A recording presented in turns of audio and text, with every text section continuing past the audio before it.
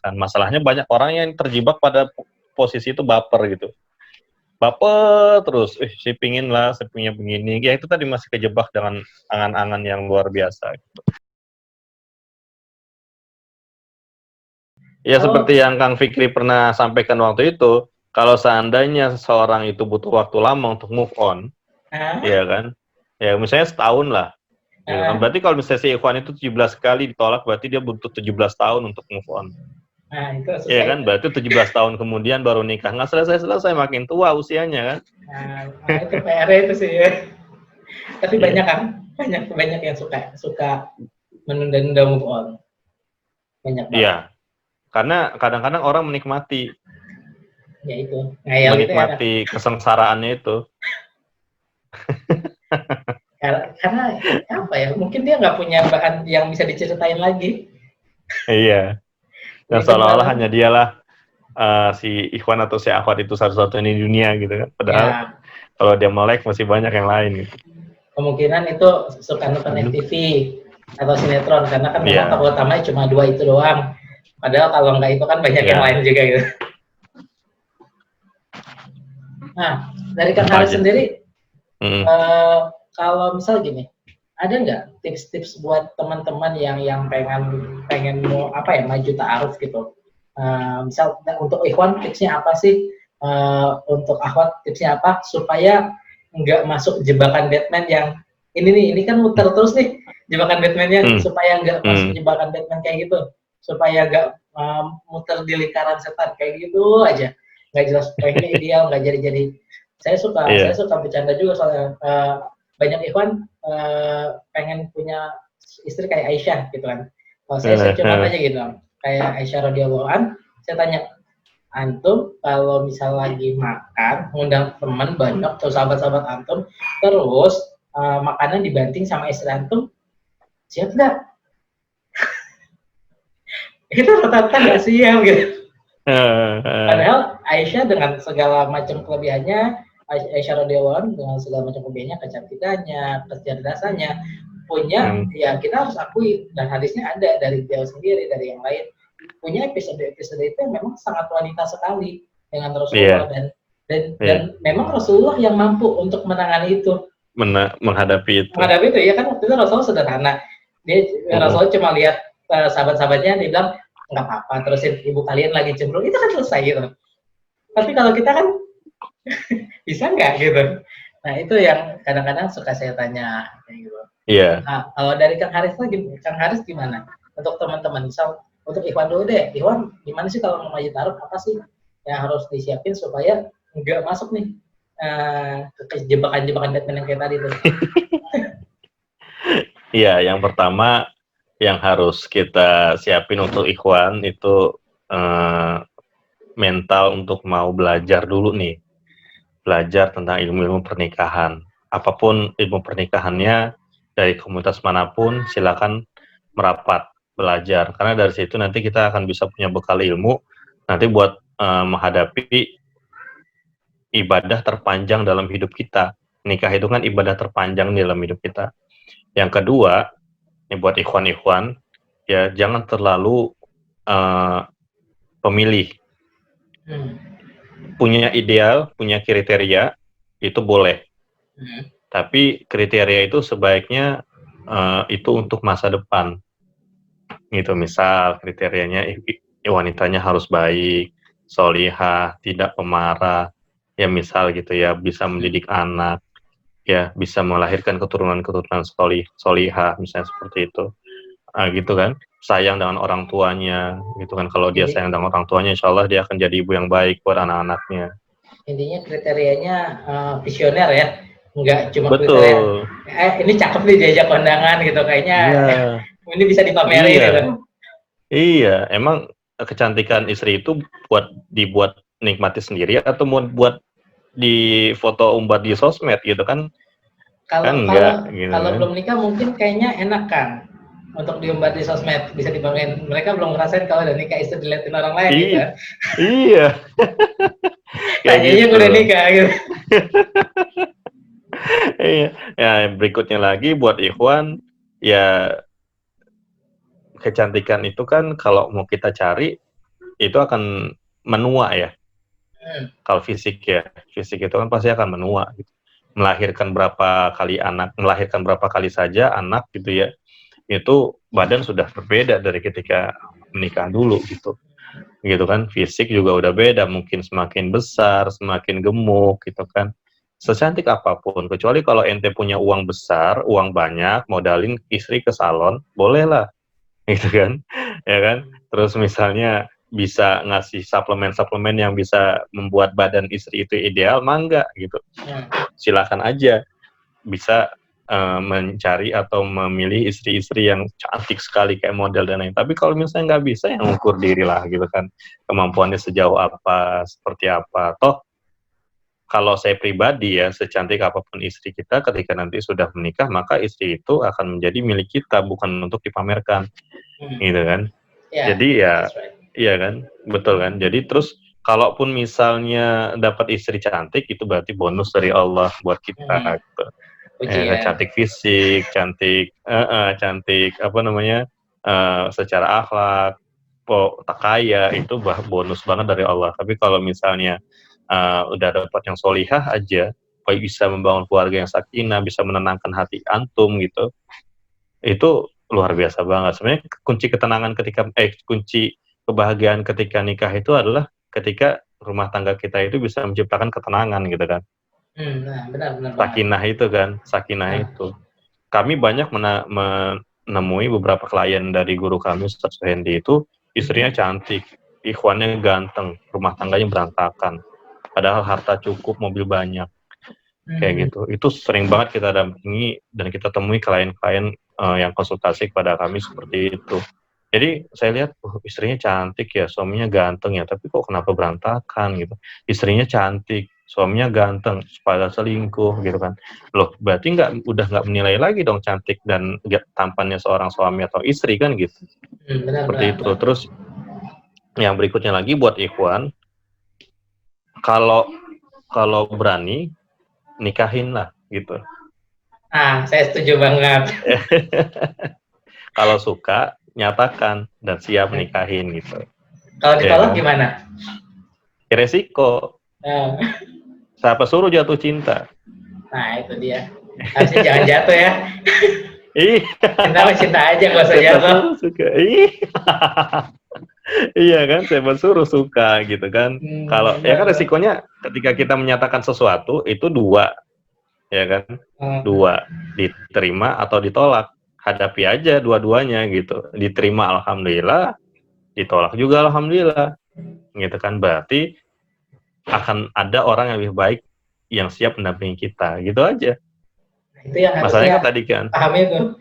Kalau saya suka bilang ke Ikhwan, ke teman-teman Ikhwan, kalau ditolak jangan sedih. Misal antum ditolak yang menurut antum ini baik banget gitu, terus ditolak, udah husnuzon aja, berarti Allah siapin yang lebih baik dari dia, masa nggak mau gitu. Iya udahlah, clearkan aja gitu. Santai dibuat, oh ya Allah belum takdirkan saya buat sama dia atau dia sama saya gitu kan. Bisa jadi dia baik, saya baik, tapi kalau berpasangan bukan jadi baik. Bisa. Iya kan, kita nggak tahu kan, walaupun sama-sama baik nih, tapi ketika jadi pasangan belum tentu jadi baik itu rumah tangga. Gitu. Belum tentu. Ya, kita nggak tahu gitu, betul. Itu buat ikhwan ya. Kalau buat akhwat, yang pertama sama tadi, memantaskan diri, memperbaiki diri, belajar ilmu pernikahan dan lain-lain. Yang kedua, jangan berhayal terlalu tinggi kalau nanti akan datang pangeran yang sempurna untuk menjemput. Kayak nanti gitu. Berhenti nonton FTV, sinetron, drakor gitu. Drakor. Atau nonton selebgram. Ya. Paham. Apalagi selebgramnya suami istri. Nah, itu. Yang suka foto mesra. Iya. Karena mereka nggak bakal foto pas lagi berantem. Iya. Iyalah. Iya, maksudnya. Ana juga kalau nampilin foto sama istri sama anak-anak juga lagi bahagia kan, bukan lagi ribut gitu. Iya, maksudnya orang yang lihat itu harus sadar gitu bahwa di paling episode 1 yang happy ini biasanya ada 10 atau 20 yang bener. Yang nggak mungkin dipertontonkan buat halayak ramai gitu kan. Ya, Jadi ada punya cerita gini Kang. Siap Kang, gimana? Ada salah satu jemaah rumah ta'aruf nih ya. Ini tapi bukan member, dia hanya jemaah kajian saja. Hadir di beberapa batch yang lalu. Terus setahun kemarin tiba-tiba dia minta waktu untuk ketemu si akhwatnya ketemu mau konsultasi. Akhirnya ketemulah dengan saya dan Ustaz Suhendi. Waktu itu ketemu di tempat kliniknya Ustaz Suhendi. Dia bercerita kalau dia baru nikah bulan Agustus 2019. Menikah di Agustus 2019. Di bulan September 2019 dia menyatakan sudah tidak ada rasa dengan suaminya. September udah nggak ada rasa, 1 bulan? Udah nggak ada rasa, cuma 1 bulan. Alasannya kenapa? Nggak ada alasan katanya gitu kan. Cuman suami saya orangnya pendiam, terus nggak rame, nggak sesuai ekspektasi dia. Oh, paham. Ya, nggak sesuai ekspektasi dia. Terus saya tanya sama Ustaz Suhendi waktu itu, nanya, emang waktu itu nggak dilihat dulu orangnya kayak gimana? Orangnya sih baik sebenarnya, dan saya suka gitu. Tapi ternyata ketika jadi suami, kok nggak kayak bayangan saya gitu. Gitu kan. Nah, terus berikutnya saya tanya sama Ustaz Suhendi waktu itu, nanya, suaminya bertanggung jawab, ngasih uang bulanan nggak? Ngasih, gitu. Terus apa namanya? Kalau dengan kamu perilakunya seperti apa? Pernah mukul? Enggak. Pernah marah? Enggak juga, katanya gitu kan. Terus apa yang kurang? Ya itu aja, kurang rame, kurang ini, kurang itu, kurang romantis, katanya gitu kan. Nggak lama saya nyeletuk begini, pasti kamu terobsesi sama selebgram kan? Iya. Gitu. Jadi yang terbangun oleh pikiran dia, memang usia masih muda banget. Waktu itu dia nikah usia 20, si akhwatnya ini. Suaminya guru di salah satu sekolah dasar. Nah, qadarullah 2 bulan kemudian ada salah satu ikhwan ngontek saya, minta ketemu. Ketemulah dengan saya dan Ustaz Suhendi juga waktu itu untuk konsultasi, ngobrol. Dan ternyata ketika dia bercerita, kok ini persis sama seperti cerita 3 bulan yang lalu. Jangan itu suaminya, bukan? Dan ternyata itu suaminya. Oh. Jadi mereka ini sama-sama saling tidak bercerita kalau mereka udah konsultasi atau sedang konsultasi. Masing-masing berinisiatif sendiri. Nah, cerita suaminya, setelah bulan Agustus dia nikah, September itu ternyata istrinya hamil. Nggak lama, bulan Oktober kalau tidak salah itu keguguran. Gitu kan, qadarulahnya keguguran. Mulai dari situ, istrinya tidak mau lagi disentuh sama suaminya. Gitu, disentuh tidak mau keluar kamar, tidak mau ngobrol sama suaminya, tidak mau tidur dengan suaminya. Gitu kan. Akhirnya kita datanglah gitu kan ke rumah mereka di daerah Parung sana itu gitu. Pas kita ngobrol, memang benar-benar saya tidak mengenal si akhwatnya ini seperti akhwat yang waktu konsultasi. Sepertinya dia marah gitu. Kok Ustadz sama Kang Haris tahu gitu permasalahan dia. Ya tahulah, orang dua-duanya konsultasi ke kita gitu ya. Gitu. Dan finally saya rasa sejak itu ya kita udah lakukan segala cara ya, kita konseling dan lain, bahkan kita sampai cek ruqyah juga ini ada gangguan jin atau enggak, ternyata enggak gitu kan. Ini bukan gitu kan, ini bukan gangguan jin gitu. Jadi memang kayaknya terobsesi yang sangat tinggi terhadap kemesraan orang lain yang ditampilkan di sosial media, itu menjadi obsesi buat dia gitu. Padahal sebenarnya nikah itu tidak seindah apa yang dibayangkan di sosial media. Lebih banyak onak dan durinya sebenarnya kan. Ya. Iya kan. Indahnya itu kan ketika kita bisa melewati itu gitu. Ya. Orang bikin film aja kan tag-nya berapa kali tuh baru yang cakep keluar gitu. Iya, emang. Jadi memang berarti benar ya, maksudnya itu saya selalu ingat nih kalau ada cerita kayak gini dari perkataan salah seorang guru saya, Ustadz Mastur Istamar namanya, dia tuh cuma bilang gini, karena dia memang konsultan keluarga dan udah ratusan keluarga dipegang, sama dia ke tangannya. Akhirnya dia bikin satu kesimpulan, kata dia, permasalahan nikah itu cuma satu, Fik, waktu itu dia bilang ke saya. Apa, Stan? Kenyataan nggak sesuai harapan. Udah, itu doang. Iya. Bener. Jadi apa ya, turunannya bisa macam-macam, episodenya bisa beda, yang diangkat kontennya beda, tapi substansinya cuma itu doang, kata dia. Intinya kenyataan nggak sesuai harapan. Kayak misal ngarep pulang, suami ngarep ada teh, rumah udah rapi, anak-anak udah rapi, totonya anak-anak masih berantakan, istrinya lagi cemberut, nggak ada teh kan, kesel gitu. Iya. Istri juga gitu, pulang, suami pulang ada martabak kali nih, taunya udah ternyata nggak bawa busut, nggak bawa apa-apa, sambil ngomel lagi. Bawa masalah lagi. Akhirnya, udah meledak gitu. Jadi kayak gitu ya. Jadi memang itulah kenapa kita bikin kajian rumah ta'aruf itu, agar nanti ada materi itu tentang hak dan kewajiban suami istri. Itu di materi pasca nikah.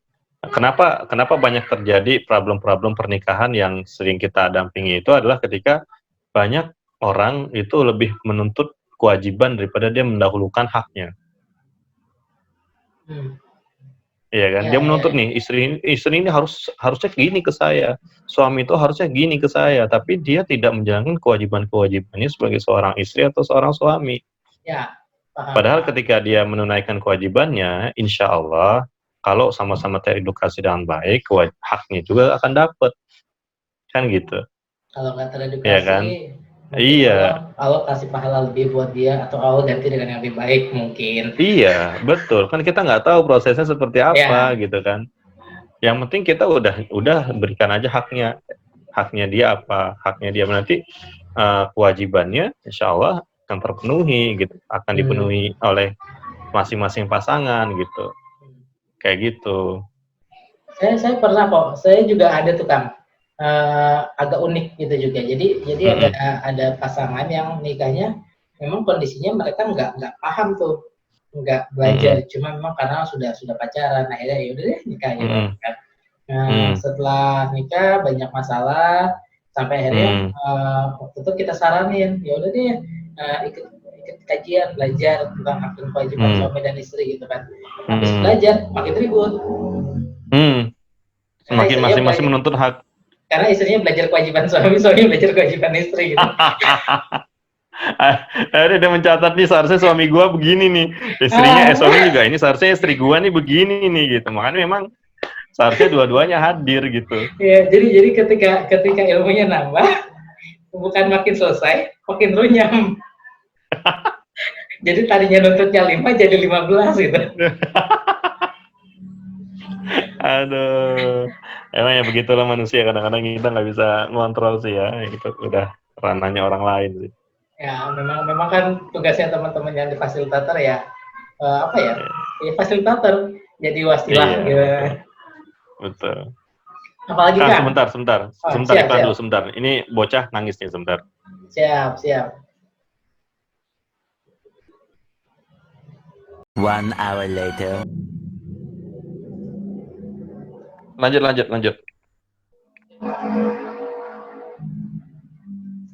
Ya, lanjut. Saya iklan sebentar sekarang.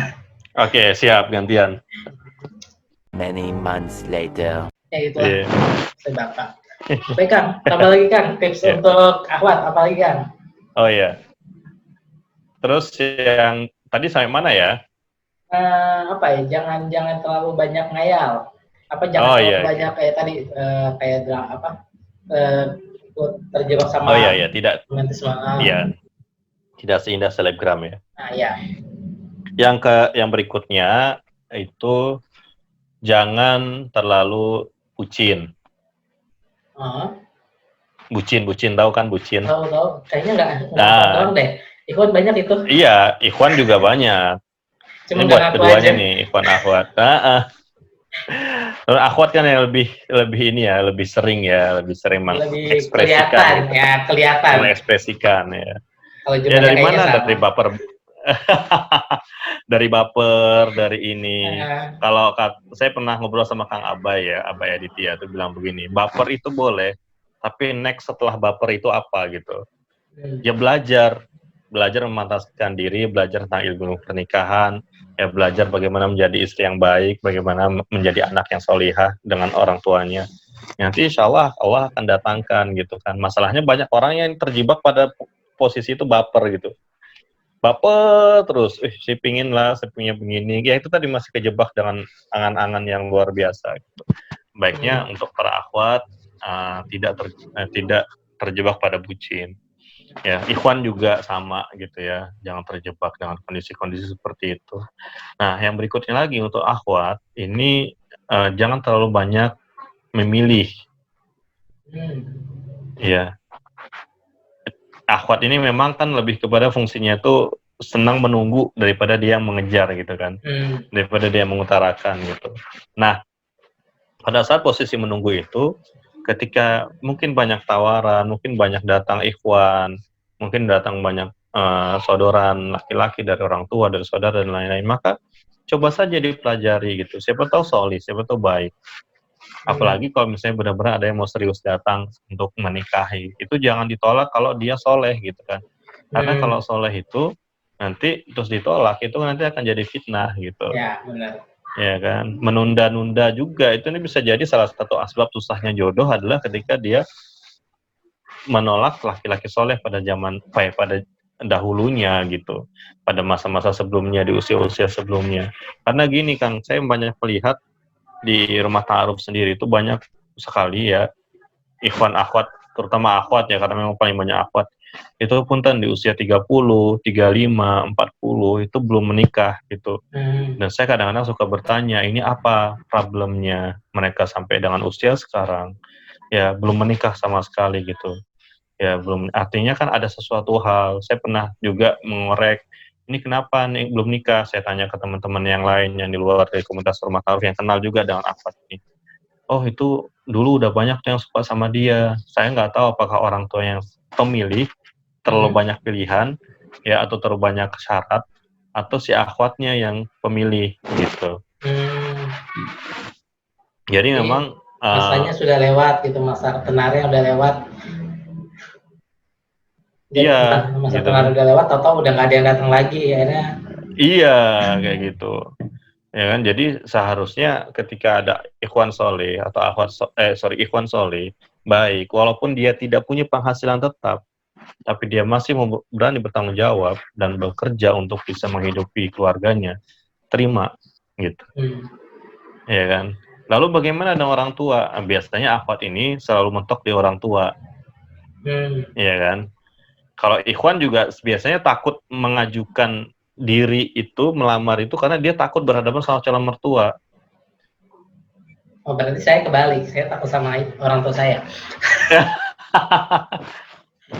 Karena saya suka ngobrol sama ikhwan-ikhwan, kenapa ente enggak ini? Aduh, takut ntar nikah, biayanya banyak, kan sekarang paling sedikit 15 juta, 20 juta saya harus keluar duit. Padahal kalau dia bilang secara gentle ya, Pak saya cuma punya duit sekian juta. Tapi saya ingin melamar anak bapak, niat baik ingin melamar anak bapak. Kalau dibicara baik-baik, kalau orang tuanya baik, soalnya insya Allah dia akan terima dan akan memudahkan gitu kan. Lalu gimana kalau ketemu? Kalau ditolak, kalau ternyata udah ngomong baik-baik, Indonesia terbatas ditolak, berarti kan bagus ya? Bagus dong. Iya, bagus. Nasibnya kan begitu. Mendingan ditolak cuma gara-gara harta daripada diterima cuma gara-gara harta tuh. Iya.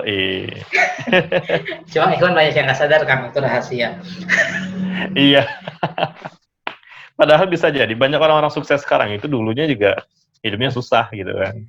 Ngomong-ngomong itu kita tadi, tahu. Saya sedikit cerita tambahan. Yang tadi kalau ngomong baik-baik bisa jadi ceritanya berbeda gitu. Pernah ada salah satu yang ikut kajian kita waktu itu di Darut Tauhid. Jadi dia punya niat sama si akhwatnya, cuma dia nggak tahu gimana, akhirnya dibawa ikut kajian.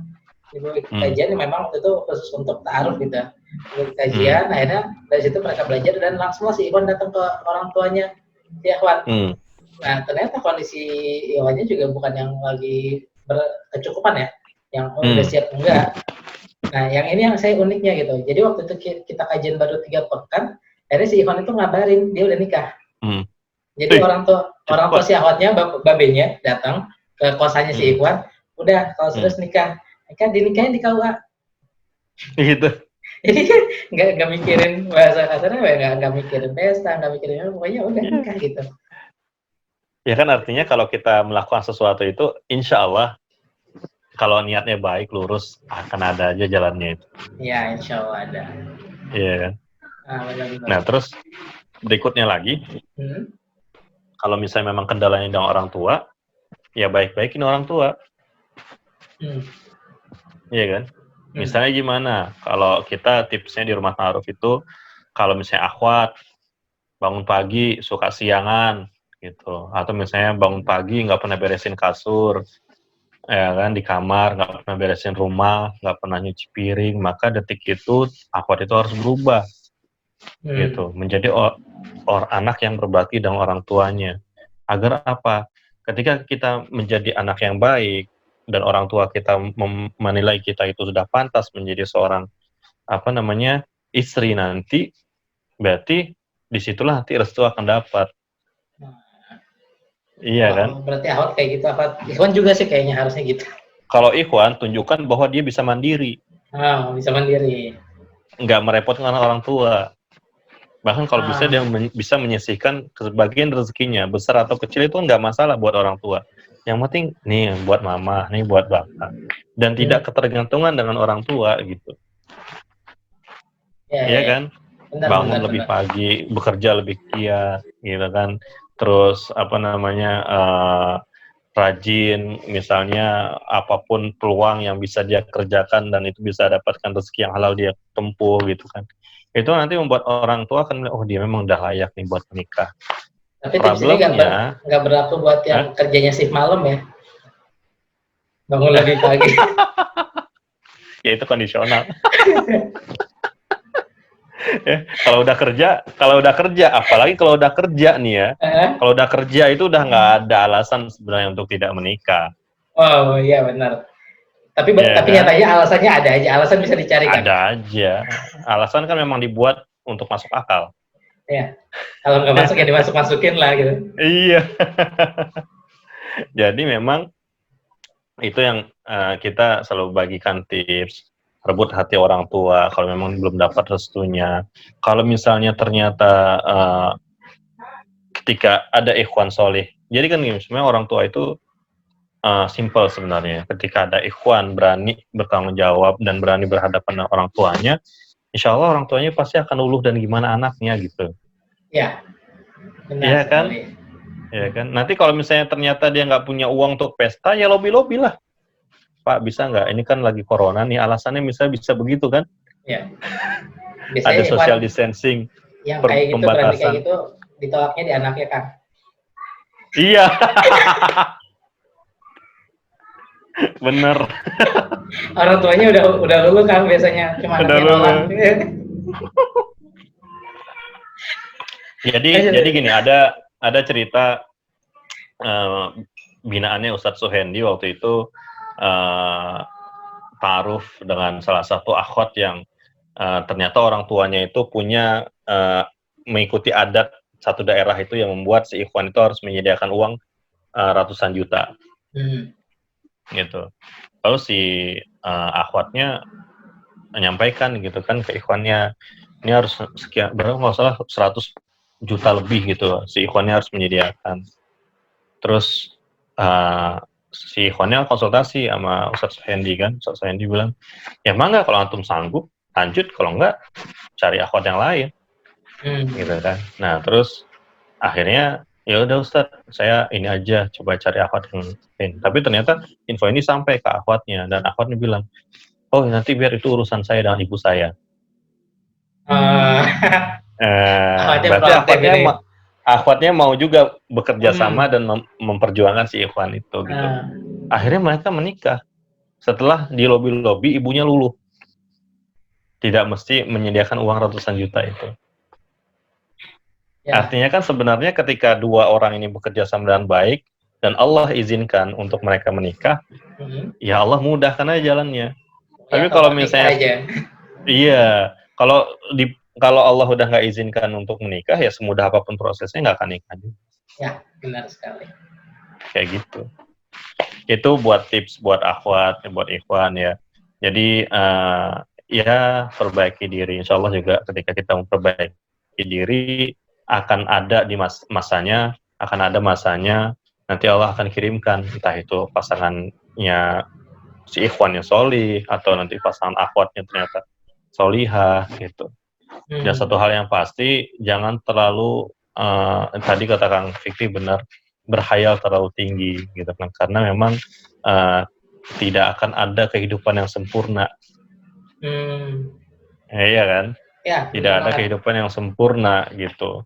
Jadi ya ketika menikah justru nanti ujiannya makin bertambah. Ya ujiannya mungkin ujian kesenangan, ujian kesusahan, ujian kesabaran, ya kan, ujian emosi, ya kan, ujian dan lain-lain. Itu kan ujian semua tuh. Ini tinggal untuk teman-teman yang di nonton, ini curhatan bapak-bapak kayak gini. Iya. Iya kan? Benar kan? Kita ini udah menikah. Iya, kita sudah mengalami. Kita sudah mengalami gitu kan. Ya, nikmatin karena itu tadi tidak pernikahan itu tidak seindah selebgram. Ya, Anda selalu bilang begitu.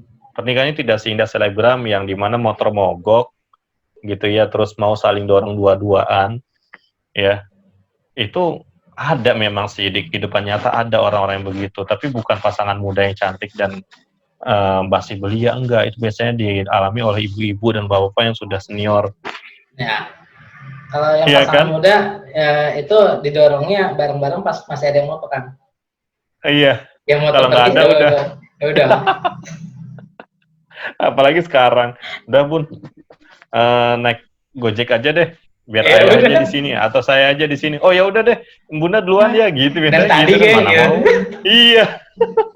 Mana mau nungguin gitu kan. Kan gitu kan. Coba kalau misalnya di selebgram nggak pernah tuh kelihatan misalnya ngasih uang makan hanya 15-20 ribu sehari, kan nggak ada begitu kan. Ya, tapi kan kita nggak tahu itu makanan yang misal satu kali makan sejuta itu ngumpulinnya berapa bulan kan kita nggak tahu. Ya, bisa dipotong. Betul. Begitulah, jadi intinya tidak ada yang ideal. Nikmati hidup dengan kondisi apa yang sudah kita alami, apa yang sudah kita lalui, dan kalau memang ya berikan aja yang terbaik, nanti insya Allah akan berikan yang terbaik buat kita. Tapi yang intinya banget buat teman-teman yang belum nikah, jangan banyak ngayal gitu ya. Berhenti nonton sinetron, FTV, drakor, dan lain-lain. Hadapilah kenyataan. Hadapi kenyataan bahwa dunia ini memang indah, tapi lebih indah jika dilakukan dan dilalui bersama-sama dengan pasangan solihahnya, bukan pasangan cantiknya ya, pasangan solihah.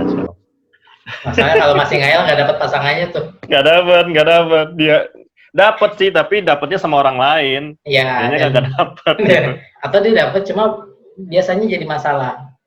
Jadi masalah karena memang kan Rasulullah juga udah jamin kan kalau nikah bukan karena agamanya ya pasti rugi. Iya, betul.